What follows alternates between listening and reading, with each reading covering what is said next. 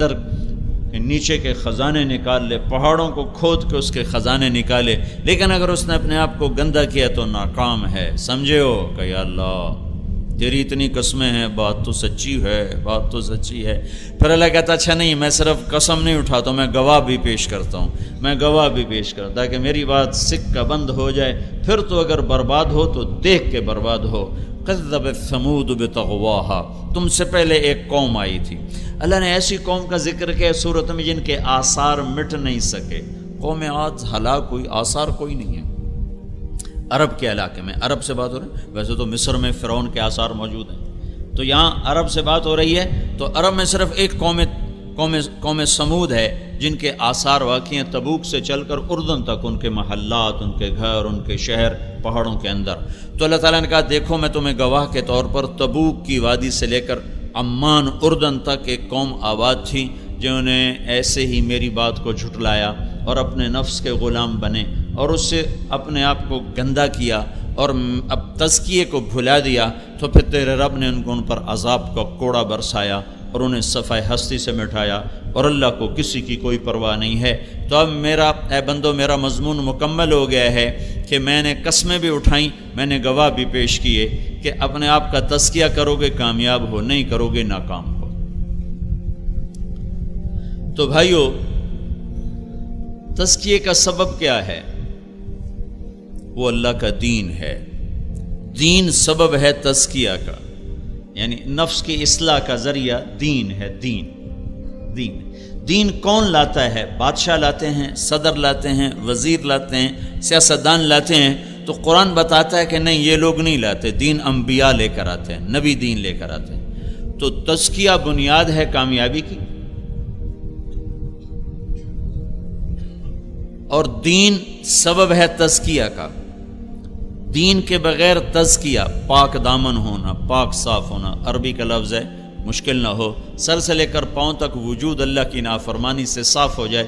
جیسے میں نے ابھی صاف ستھرے کپڑے پہنے ہوئے ہیں، تو یہ کپڑے کا تزکیہ ہے کہ اس پر تاحال کوئی داغ نہیں، رات تک اس پر داغ لگ جائے۔ تو ایسا دل اللہ کو پیش کرنا جس پہ کبیرہ گناہوں کا داغ نہ ہو، تو اللہ راضی۔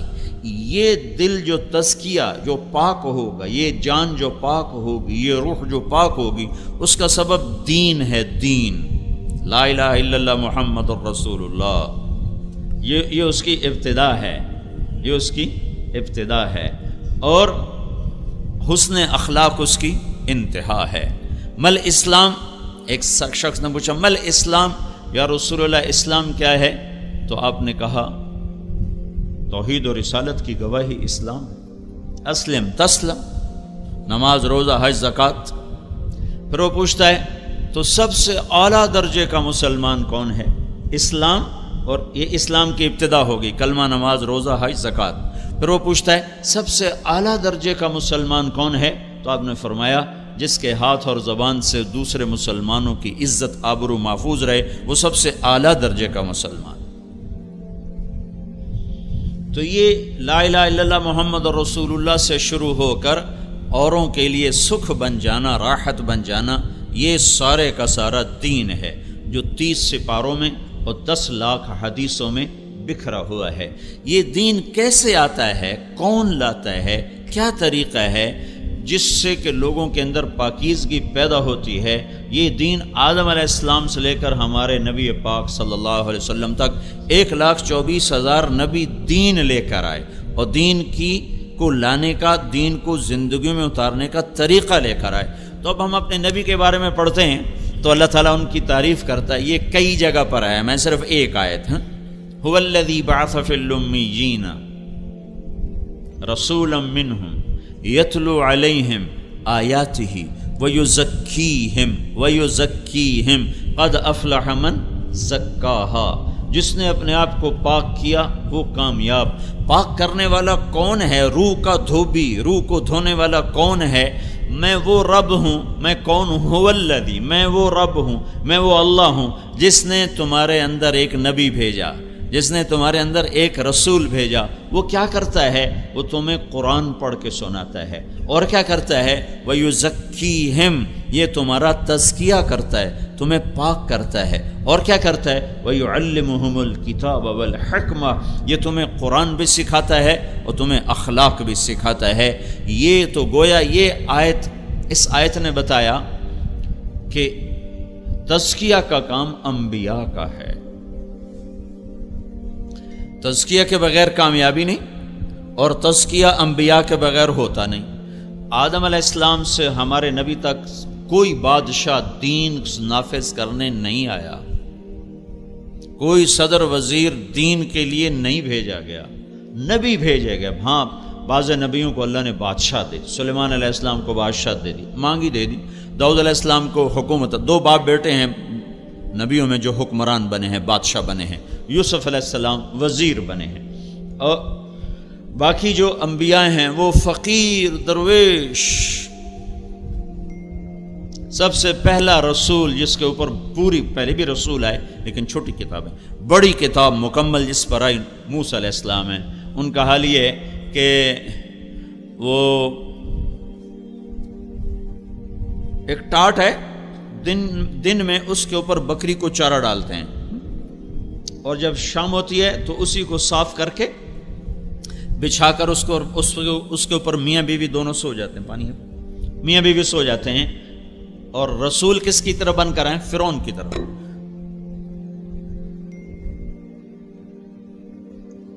الیس لی ملک مصر وہذہ الانہار تجری من تحتی، جو کہتا ہے ساری دنیا کا میں مالک ہوں، سارے مصر کا میں بادشاہ ہوں۔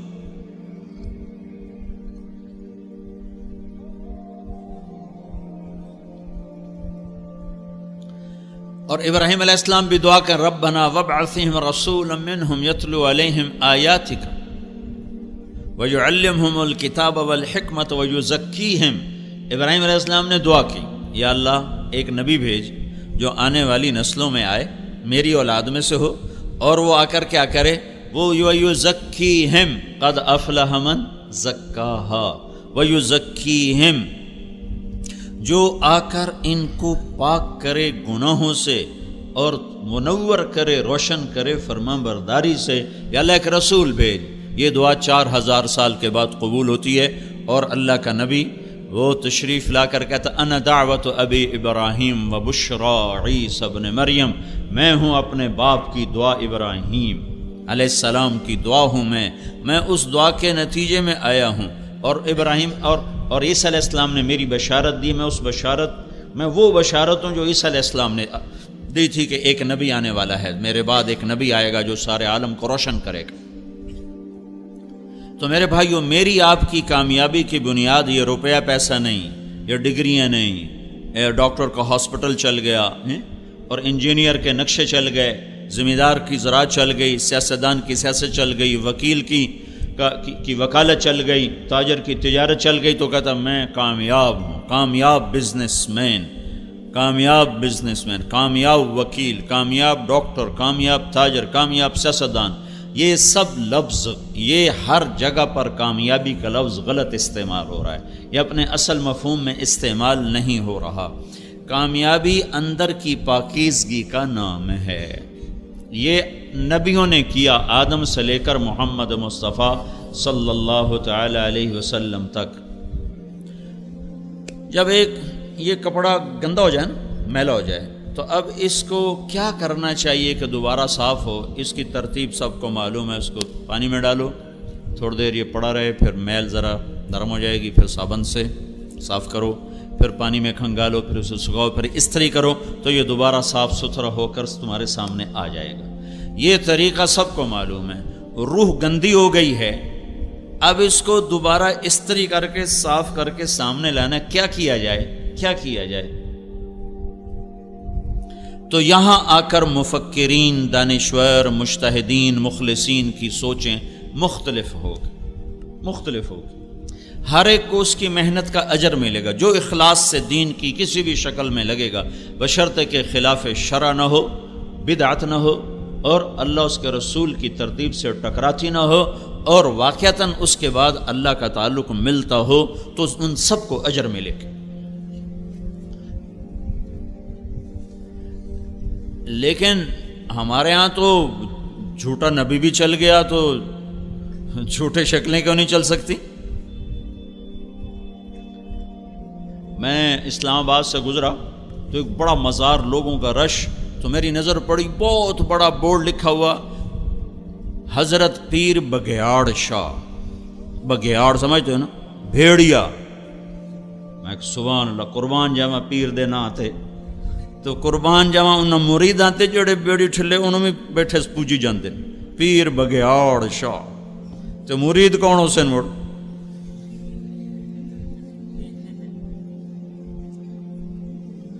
تو یہ تو جہالت کا سمندر ہے پاکستان۔ ایک ہمارے ضلع ملتان میں، میرا ہوم ڈسٹرکٹ تو ملتان ہے، ایک ننگ دھڑنگ بیٹھا رہتا تھا ٹرکوں کے اڈے پر، ننگ دھڑنگ، اور لوگ آ کر اس کے پاس بیٹھے رہتے تھے انتظار کر کہ یہ ہمیں کوئی گالی دے یا پتھر مارے۔ تو اگر کسی کو گالی دیتا تو کہتے سائیں تو کو مبارک تھے وے، سائیں سرکار پر کو گال کٹھی ہو کا فٹے منہ اس مبارک دا۔ اب ہمارے ہاں تو پیر ننگے شاہ، پیر کاماں والی سرکار، گھوڑیاں والی سرکار، پٹھاں والی سرکار، جہالت ہے۔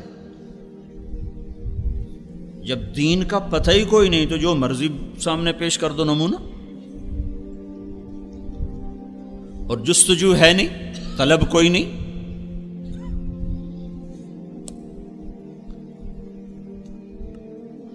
لیکن میرے بھائیوں، جب تک نبی کے طرز پر کام نہیں ہوگا، تزکیہ نہیں ہوگا، شفا نہیں ملے۔ سر میں درد ہو رہا ہے، ڈاکٹر بڑے خلوص کے ساتھ اس کو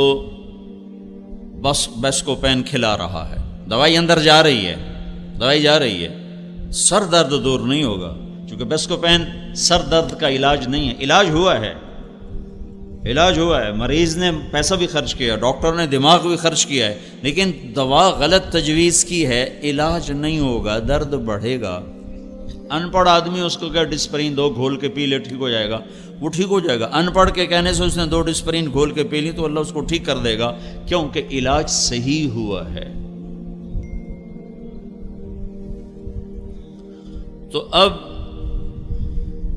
وہ ایک حکیم کا بڑا مطلب چلتا تھا، سامنے لوہار تھا اس کا، ٹریکٹر آ گئے، ہل آ گئے، اس کا لوہارا، نہ کوئی نلکے لگوائے، موٹریں لگ گئیں پانی کی، نہ کوئی حل بنوائے۔ ہمارے گاؤں میں لوہار کی دکان پہ رش ہوتا تھا، ہائے ہائے ہائے، کیا عجب تہذیب تھی۔ مغرب کی روشنیاں ہر شے بہا کے لے گئیں، چھین کے ہی لے گئیں، ہمارا دین ہی نہیں لے گئی، ہماری محبت بھری تہذیب بھی لے گئی۔ تو لوہار نے سوچا ہے حکیم دی ساری حکمت چل گئی، میری روٹی کو نہیں، میں بھی حکیم بن جانا۔ تو اس نے اب وہ نلکے لگاتا تھا، یہ ذہن میں رہے نا، تو نلکا پانی کب چھوڑتا ہے؟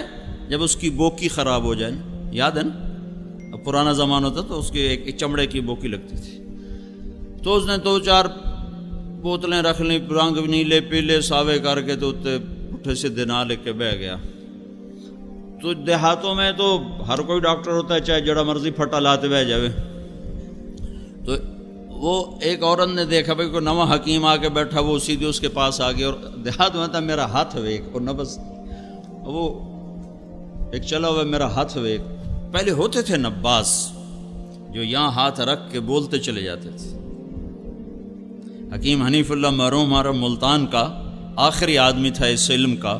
اب کوئی چھپا ہوا ہو تو ہو سکتا ہے، لیکن معروف حکیم حنیف اللہ آخری، یہاں اس کی انگلی آتی تھی اور وہ بولنا شروع کرتا تھا، تو ڈاکٹر بھی حیران ہوتے تھے کہ بندہ کتوں بولی جاتا ہے۔ تو اب آئے کہ حکیم صاحب میرا ہاتھ ویکھو، اس نے کہا مائی تیری بوکی خراب ہو گئی ہے، وٹامنی کم۔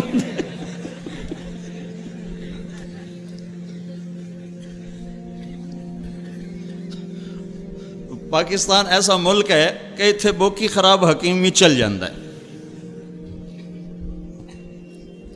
لیکن اللہ کا آفاقی قانون ہے، جو تزکیہ کرنے آتے تھے جو انسانوں کی اصلاح کے لیے آتے تھے، جب تک ان کے طرز پر کام نہیں ہوگا یہ من صاف نہ ہوگا، یہ پلیت رہ جا۔ وس دے ہاسے تے وس دے ناسے تڑی جھوک دے آسے پاسے، سکو نفس پلیت پلیت کی تھا اساں ذات پلیت نہ ہاسے۔ ہمارا خواجہ غلام فرید بھی سرائکی کا علامہ اقبال ہے۔ تو مسئلہ تو یہاں کا ہے، وچے جھیڑے وچے بیڑے وچے جھیڑے وچے ونج مہانے ہو، تو یہ اس وقت پاک ہوگا جب نبی کے طرز پر دوائی پہنچے گی۔ اگر انبیاء کے طرز پر دوا نہ ہوا تو علاج ہو رہا ہے، فائدہ نہیں ہوگا۔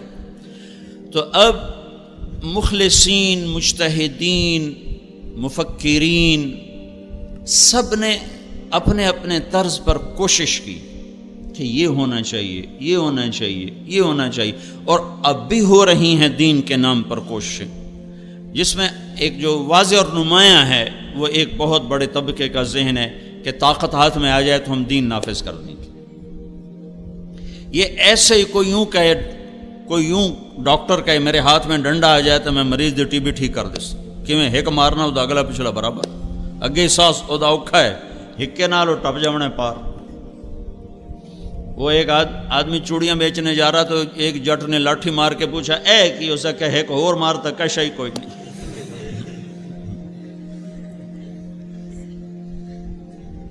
تو ایک عام آپ نوجوان ہو، آپ کے بھی جوش جذبہ ابھرتا ہے، ہمارے ہاتھ میں طاقت ہو تو ہم ان کو سیدھا کر دیں اور ایسے شریعت نافذ کر دیں۔ تو یہ ایسے ہی ہے، کوئی ایم ایس کہے میرے ہاتھ میں ڈنڈا ہو، میں سارے سول ہسپتال کے مریضوں کو ٹھیک کر کے رکھ، سارے الائیڈ ہسپتال کے مریضوں کو ٹھیک کر کے رکھ، بجائے ٹیکے لیون دے ڈنڈے مارنا شروع کر دے۔ تو یہ کتنی نادانی والی بات ہوگی۔ ایسے ہی نادانی والی بات ہے کہ ہمارے ہاتھ میں حکومت ہو تو ہم سب کو سیدھا کر دیں گے، کوئی ایسی جادو کی چھڑی نہیں، کوئی ایسا معجزہ اور شعبدہ نہیں، کوئی ایسی ہمارے پاس مشین نہیں کہ ادھر سے ڈالو ماجا گاما اور ادھر سے نکلے جنید بغدادی۔ یہ دارالاسباب ہے، جب تک صحیح ایسا کوئی نسخہ نہیں ہے، کوئی ایسا نسخہ 7 دن میں جوان بنیے اور سارا لگتا ہے پاکستان مردانہ بیماریاں دا بیمار ہو گیا ہے۔ حکیم شباب آور 3 دن میں شباب کا اعادہ، پریشان ہونا چھوڑیے، شرمندگی کیوں، یہ سب الو دے پٹھے بیٹھے ہوئے۔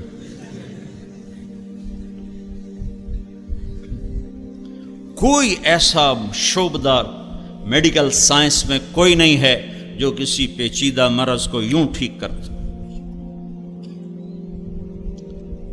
وہ فوری ٹھیک کرنے والے اسٹیرائڈ ہوتے ہیں جو بعد میں پھر خود موت کا پیغام بنتے ہیں، ایک دم اثر ہوتا ہے۔ اخبار میں شعر ہوتا ہے پچکے گال، تو وہ اس میں اسٹیرائڈ ہوتے ہیں، 4 دن بعد اس کا منہ یہاں چلا جاتا، 6 مہینے بعد وہ تو این جاندہ جی میں غبارہ نہیں ہوا نکلے، چوپے آمدی طرح ہو جاندہ۔ پھر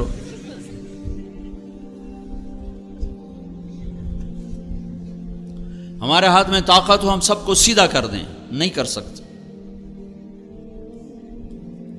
یہ ناممکن ہے۔ آپ مجھے نماز پڑھاؤ، میں بے وضو پڑھوں تو کیا کرو گے؟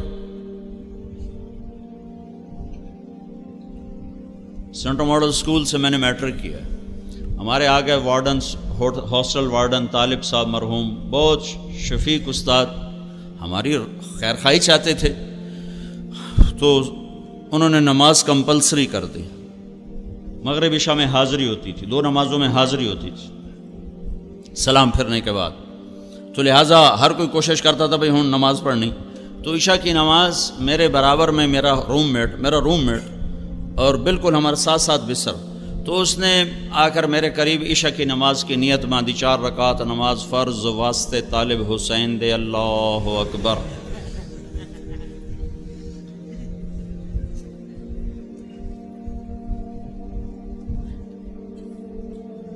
اچھا، عبادات تو ہیں اسلام میں آٹے میں نمک کی طرح عبادات، اور اخلاق ہیں آٹے کی طرح۔ اخلاق حکومت کیسے بنائے گی؟ نماز پڑھا دی، وہ کام ہے 2 گھنٹے کا، 22 گھنٹے کیا کرنا ہے؟ 22 گھنٹے میں اچھا انسان حکومت کیسے بنائے گی؟ یہ گالی نہ دے، کتنے کو پہرے دار کھڑے کرو گے؟ اور میرے نبی نے فرمایا جب میری امت ماں بہن کی گالیاں دے گی اللہ کی نظروں سے گر جائے گی، اور جب تم کسی کی نظروں سے گر جاؤ تو پھر تم مرو یا جیو اس کو پرواہ نہیں ہوتی۔